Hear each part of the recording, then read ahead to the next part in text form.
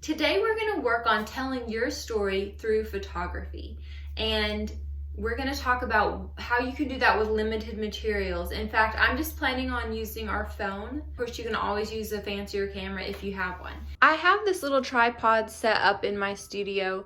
You can see that what I've done here to help it hold my phone is I took part of a selfie stick, and the selfie stick has the same screw as my tripod attachment. And so I just screwed that in there. And then I take off the case to my phone and I pop it in here when I make my videos.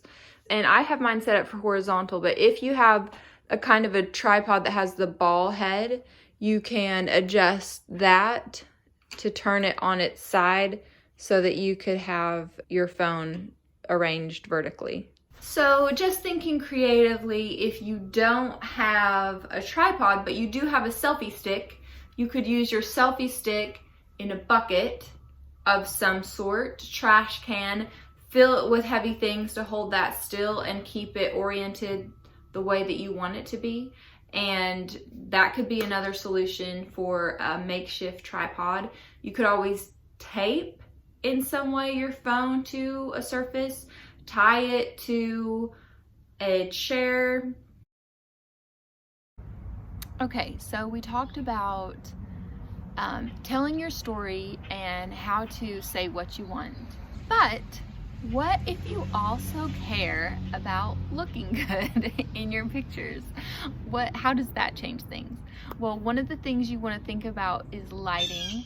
Now, in my little studio where I normally film my videos, my under eye circles look, basically, let's be real, I haven't slept through the night in 8 months, but it really looks like it out there. Out here, it looks a little bit better in outdoor lighting. So lighting is huge. It's a lot louder out here though. But when you're taking pictures, that doesn't matter. So you can choose the place with the best lighting, and really outdoors is the way to go if you're looking for that. So think about golden hour. That's the hour before the sun sets and the hour before the sun rises. That's when you have this nice, beautiful light that is filtered and it looks very flattering. Right now it's almost lunchtime, which is the worst possible time to be outside. I have a beautiful tree in front of my house, but you can tell a lot of light is still filtering through and I look splotchy. So this would not be a good time to take a photo. One trick that you can use, whether you're outside or inside, to find the best lighting is to look at your hand. And as you turn your hand, you can tell whether the light is fully on your hand, are there shadows, are all the wrinkles in your hand showing up really strongly. And if you orient your face in the direction that your hand is looking the smoothest, then your face will look the smoothest. So let's talk about capturing a guided candid. A guided candid is a candid shot, just something that's taken spur of the moment, but not really, because in a guided candid, you're setting it up and then you're acting spontaneous in there. So it looks more natural than just a posed shot, but honestly, a lot of it is really just making something up. So you have it set up where the light is coming in a way that is the most flattering that you can get in that space. And then you're going to set your camera so that you fill the frame in a way that is aesthetically pleasing, where I am the emphasis, or you are the emphasis of the shot. Move distracting things, but put nice things in the background that will add to your shot. You could always change the perspective of your shot to help tell your story. Okay, I'm outside again. My neighbor has the loudest weed eater known to man. But I found a spot in my house that has leading lines, and this is the back of our little art studio. It's not painted yet, so it's just this yellow color of the hardy backer, but it has these siding lines, these kind of leading lines. So I could use something like that.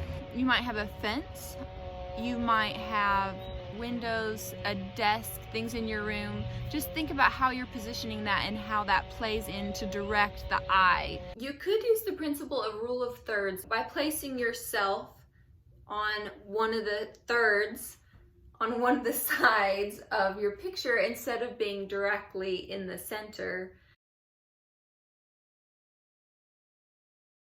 And I'm going to show you guys the way to set the self timer on an iPhone, just because that's what I have. But if you don't have an iPhone, if you're using another sort of device, there is usually a self timer feature on it. So if you're not sure how to work that, just spend a little time Googling it, looking it up, check out your owner's manual. Crazy, I know, if you have one. And try to find how to do the self timer. But a little hack on iPhone, if you have the kind of headphones that are the ones that plug into the phone, then and you have your camera on, you can actually click up on the little volume button or down, because clicking on the volume will take a picture in camera. So if you have that, you could plug in your headphones to your phone and just stand with it down, pose, take your picture, and that's just one way to kind of do a little timer or a self-control without having to go back and forth and touch the button and run back. What you want to do when you're setting up for your photo is you want to go to the self timer, which is this button on the top, the little clock looking button, and then you can choose 3 seconds or 10 seconds depending on what you're doing. 10 seconds is kind of a long time, but if you need to, like I use this when I was getting Graham, because we're reading a story and it takes me a while to sit back down and get the book open with him. But normally you probably would just need 3 seconds. So I would probably go ahead and select that one. And what it's going to do is it's actually going to take 10 pictures. So just went ahead and took 10 pictures in a row. And then later you can click on that and you can hit select and look through the different ones. Obviously, these are all the same. But say you had one favorite one, it will ask you to keep everything or keep only your favorite. And so then it can get rid of the other photos. I wanted to get a few pictures of Graham taking his bath, which right now he just takes in the kitchen sink. So this I just kind of dangerously propped up on the back of the sink and took some. I also set up my tripod to get pictures of him after his nap and his little sleeper reading a story.